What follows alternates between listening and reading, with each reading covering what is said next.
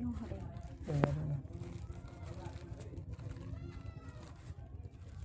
Dagdagan natin.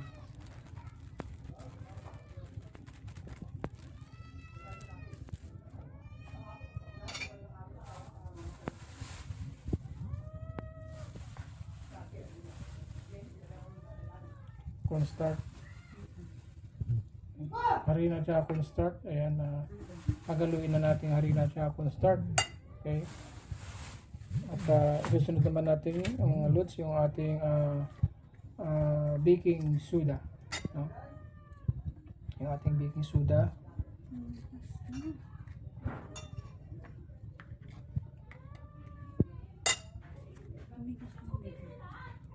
Hindi kaya tapat pa no?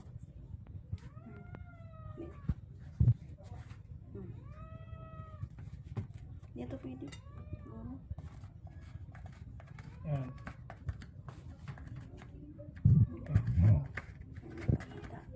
Ayan. Ayan ang ating baking soda. Ayan ang loads. Kunti lang lagay natin, no? Gagawa tayo ng mga loads. Gagawa tayo ng ating recipe for today, mga loads. Para naman maiba yung ating lulutuin, mga loads. Dito, ano lang naman yan, ito simple lang ito, paminta. Lagyan natin ng paminta. Ayan. Tapos lagyan na natin yung ating ayan, ang ating seasoning. Ayan mga lods, no? Tapos lagyan natin ng konting yung asin natin. Ayan. Lagyan natin ng asin. Ayan. Huwag masyadong madami mga lods, no? Dahil maging maalat. Ayan.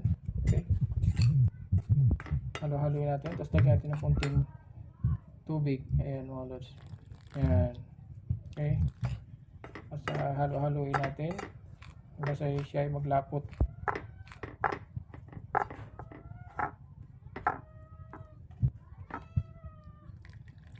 Okay.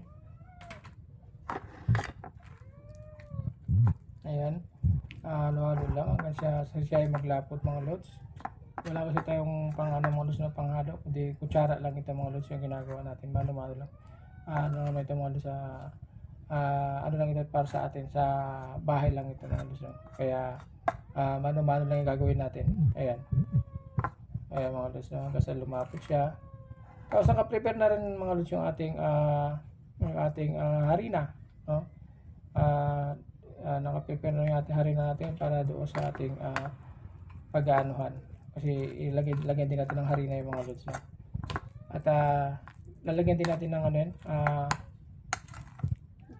itlog. Ayan, lagyan natin ng itlog mga lods, no? Para medyo siya. Lumapot-lapot siya ng konti mga lods. No? Ayan. Ayan, tumigas siya mga lods. Pero lalagyan natin ng itlog yan mga lods. No? Okay. Kaya nasa lang itlog, kukunin lang natin yung itlog mga lods. Ayan mga lods, ilalagay na natin yung ating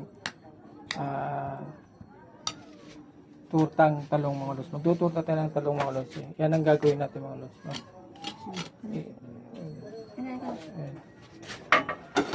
Tayo, dito na natin ilalagay. Mainit na yung kawali natin mga lods. Ayun, mainit na yan. At ito na ang ating mga lods, no? Ayan. Lagyan natin ng harina. Ayan. Ayan. At ilalagay natin doon sa ating kawali mga lods. Ayan. Mainit na yung kawali natin dahil tama yung mainit ng kawali. Dapat mainit ang kawali talaga mga lods. Pero mahina lang apoy dapat mga lods. Para hindi agad siya masunog.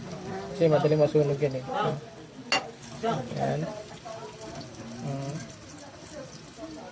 Dapat mahina lang apoy natin mga lods. Ilagay natin sa medium apoy natin para hindi agad siya masunog. Ayan ang mga lods ng ating turtang talong. Okay, mamaya mga lods, papakita natin pag na natin lahat yan.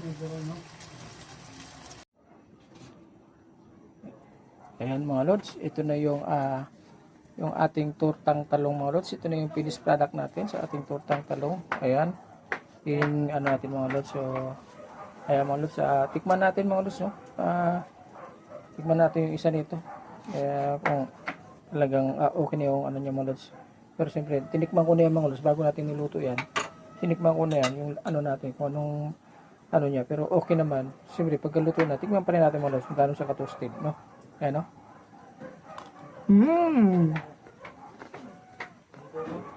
Yummy mga lods. Ayan. Thank you for watching po. Bye mga lods.